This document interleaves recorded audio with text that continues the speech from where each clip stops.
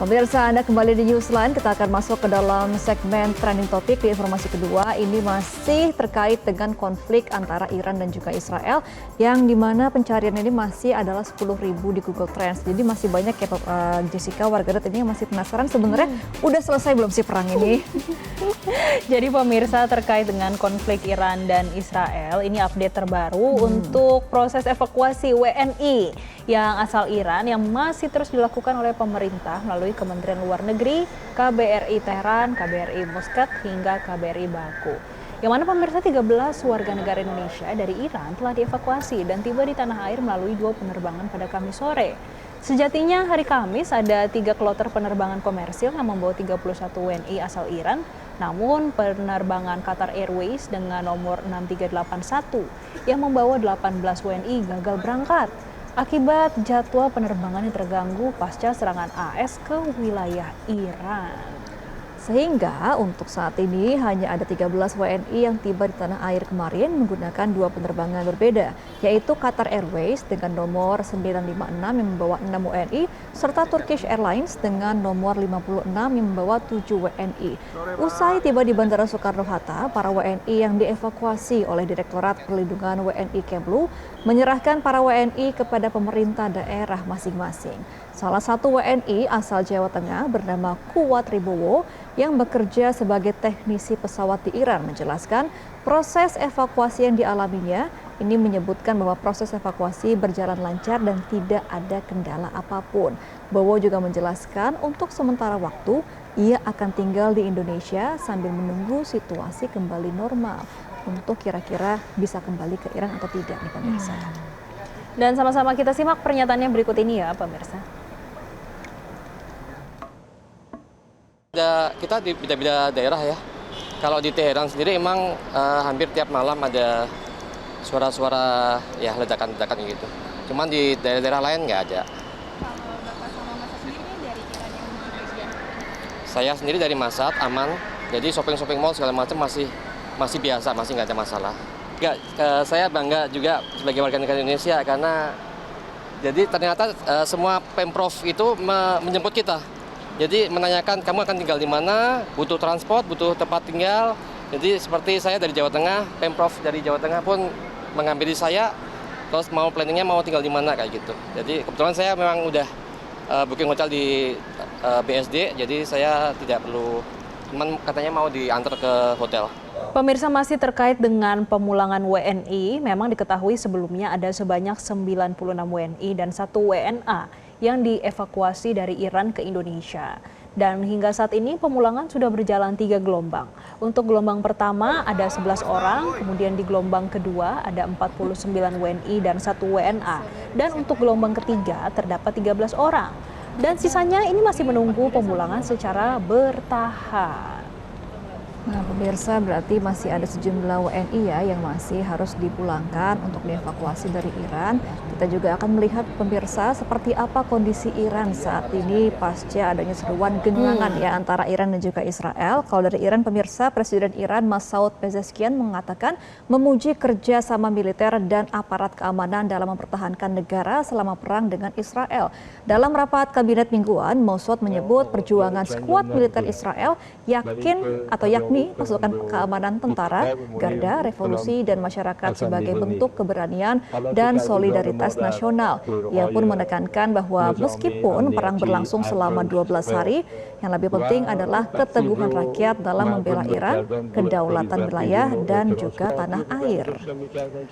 Pemirsa, Pezeshkian juga memuji operasi True Promise 3 sebagai serangan balasan yang و ما آغازگر جنگ هم نبودیم ولی اینکه تجاوز کنند و اتفاقمونی اونم پسندیده نی تلاش که عزیزان ما در نیروهای نظامی امنیتی ارتش سپاه و بسیج و مردم داشتن به نظر من یک صفحه دیگری از رشادت ها و همدلی ها و همبستگی ها رو ایجاد کرد. Itu pernyataan dari Iran, pemirsa. Selanjutnya kita akan melihat bagaimana Presiden Rusia Vladimir Putin yang menyampaikan rasa syukur atas meredanya konflik antara Iran dan juga Israel. Ini disampaikan Putin pada sesi pleno Forum Ekonomi Euro-Asia yang berlangsung di kota Minsk yang berada di Belarusia. Yang mana Forum Uni Euro-Asia memang dibentuk oleh Putin untuk memperkuat persatuan negara-negara di wilayah Eropa Timur dengan Rusia sebagai motor dari organisasi. Nah, di depan para peserta pemirsa, Putin menyatakan rencana kerja sama antara ekonomi dan anggota Forum Eurasia dengan beberapa rekan termasuk juga dari Iran nih pemirsa. Jadi memang konflik antara Iran dan juga Israel ini pemirsa ini melibatkan kekuatan regional dan juga internasional ya untuk segera berhenti perangnya. Jadi ada Amerika Serikat, ada Inggris, ada Jerman, dan kalau di belakang Israel nih pemirsa ada Rusia, ada Tiongkok, Korea Utara dan juga Pakistan yang ada di belakang Iran maksud kami. Kalau di belakangnya Israel tadi ada Amerika Serikat, Inggris dan juga Jerman. Jadi di Eropa Barat pun juga ternyata terpisah ya, Jessica, terbelah juga untuk dukungan antara Israel dan juga Iran. Jadi melibatkan banyak sekali negara yang sebenarnya takut kalau ini pecah menjadi perang dunia ketiga ya. Dan kalau kita lihat kemarin Perancis dan Rusia juga sama-sama menawarkan diri mereka ingin menjadi penengah. Tapi yang dikatakan oleh Dewan Keamanan PBB yang lebih ideal sebetulnya adalah Oman begitu. Jadi terlihat ya, ini semua rame-rame, ayo kita damaikan saja ini. Nah, pemirsa memang diketahui setelah terlibat perang terbuka selama 12 hari, Iran dan Israel dengan mediasi Amerika Serikat dan Qatar pada 24 Juni mencapai kesepakatan gencatan senjata. Yang mana berakhirnya perang Iran-Israel memupus kecemasan akan meluasnya perang Iran-Israel menuju perang dunia ketiga dengan melibatkan kekuatan regional dan internasional. Di sisi lain pemirsa, Iran dan Israel memang sama-sama mengklaim meraih kemenangan dalam perang ini. Saling klaim kemenangan ini dari Iran dan juga Israel tentu dapat dipahami karena untuk kepentingan konsumsi domestik dan juga regional antara kedua negara. Jadi pemirsa, saling klaim kemenangan ini memang untuk posisi masing-masing memimpin ya pemirsa. Kalau di Israel sendiri sebenarnya posisi politik dari Perdana Menteri Israel ini Benjamin Netanyahu yang sulit dari dalam negerinya karena ia juga tersandung kasus korupsi.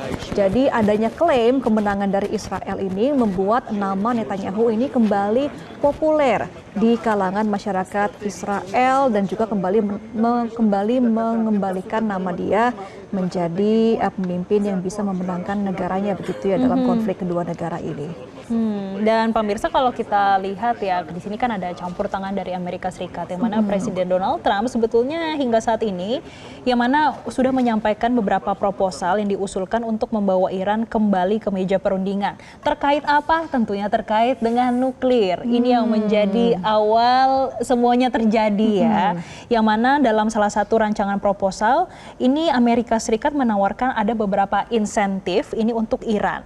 Yang pertama membantu Iran untuk mengakses 20 miliar Amerika Serikat hingga 30 miliar dolar Amerika Serikat ini untuk program nuklir. Dan ini diperuntukkan untuk memenuhi energi sipil dan meringankan sanksi ekonomi yang diberikan. Itu yang pertama pemirsa. Kemudian yang kedua akan membebaskan dana, ini besarannya 6 miliar dolar Amerika Serikat punya Iran yang ditahan di rekening di luar negeri. Dan ini sebetulnya sudah dibahas di pertemuan antara Witkoff dan juga mitra-mitra di Teluk. Untuk mitra Teluk, pemirsa kita ingat kembali di sana ada Qatar, kemudian ada beberapa negara lainnya yang terjadi pada tanggal 20 Juni 2025, tepat sehari sebelum serangan militer Amerika Serikat terhadap Iran. Iya, dan juga untuk proses gencatan senjata ini ya Jessica dan juga pemirsa, ini juga merupakan hubungan transaksional antara Amerika Serikat dan juga Iran, di mana Presiden Amerika Serikat Donald Trump ini dan Iran membentuk sebuah transaksi tanda kutip begitu ya pemirsa, di mana Amerika Serikat diperbolehkan membombardir 3 instalasi nuklir di Iran, tetapi sebagai gantinya adalah Iran ini melarang Amerika Serikat untuk mengganggu kekuasaan rezim para mullah di Teheran. Jadi memang ada kesepakatan antara kedua negara sampai akhirnya terjadilah gencatan senjata, meskipun untuk sampai saat ini Israel masih belum bisa menerima secara penuh ya alasan dari Amerika Serikat untuk menghentikan serangan dari Israel ke Iran nih pemirsa. Tapi tentunya kita berharap berharap ya untuk konflik antara Iran dan Israel ini bisa segera diselesaikan, karena kalau ini berkepanjangan artinya ketidakpastian masih semakin panjang. Kalau ala anak sekarang nih ya, Gemma dan pemirsa, in this economy masih ada yang seperti ini, semakin pusing sepertinya saya sebagai warga negara Indonesia. Iya, dan masalahnya katanya masih bisa berpotensi kalau ada satu yang mancing aja, ini masih bisa terjadi konflik antara kedua negara. Jadi kita sama-sama berharap keduanya masih bisa menahan diri, mengikuti arahan, dan juga tidak menyebabkan kerugian, terutama ekonomi ya, untuk seluruh negara. Karena berkaitan sekali, apalagi untuk minyak nih. Gak cuma minyak, nanti juga akan dampaknya di dalam negeri akan seperti apa. Maka dari itu kita berharap semoga konflik ini tidak berkepanjangan.